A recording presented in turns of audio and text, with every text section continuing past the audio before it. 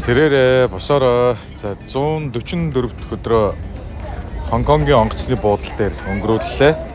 За ингээд хоёр охинтойгоо ээж рүү нь эхнэр лүүгээ ингээд 144 дахь өдрөө өглөө 6 цаг 20 минутын онгоцоор Хонконг руу нислээ. За тэгээд уулсын дээгүүр үйлсийн дундуур хоёр охинтойгоо хамтдаа 4 цаг 30 минут ниссээр за ингээд Хонконг руу явж байна. За ер нь бол яг хоолны дэглэмээ бол барьж байгаа. Огт гурлийн юм идэхгүй байгаа. За тэгээд chicken байвал идчихэд, beef байвал идчихэд, нэг салаад байвал идчихэд явж байгаа. За ингээд газардлаа. Хонконгийн онгоцны буудлын дээр буулаа.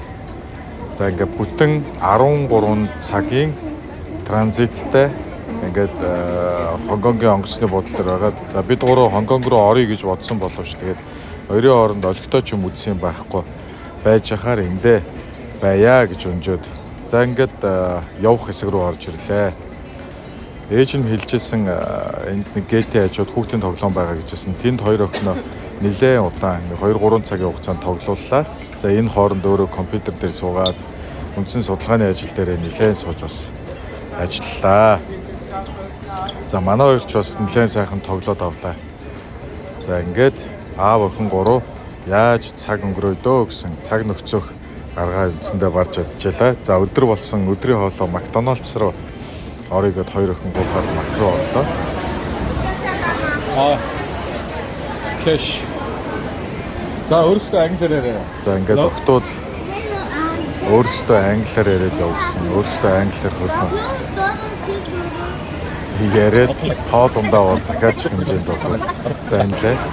Ингээд бид гурав Макдоналдсаа сайхан чаад өдрийн хоолой идчихэд цаашид юу хийх вэ? Яаж суудлаа гэсэн бодолтой. Гурван хүмүүс л хоорондоо байлаа. За ингээд хоол. За би өөрөө бол энэ бургерийг бол идсэнгөө. За ингээд чикнес хэсэг амсчаад за гадаа бол энэ Хонконгд бол өнөөдөр битүү аадар бороотой байлаа. За ингээд судалгааны ажил дээр нэлээд суулаа. 4-5 цагийн хүрээнд суулаа. За ингээд охтуудынхаа бас үсийн саманж өгчөөд ингээд бид гурав хоёр охин утсаа оролдоод за би компьютер дээрээ сууж нэлээд суусны дараа гарч ирээд ингээд нэг усандаа эргүүлсийгээд хэсэг онгоцны буудлын дээр хийц хурж байгаа буцаа дахиад компьютер дээрээ судалгаан дээрээ суулаа.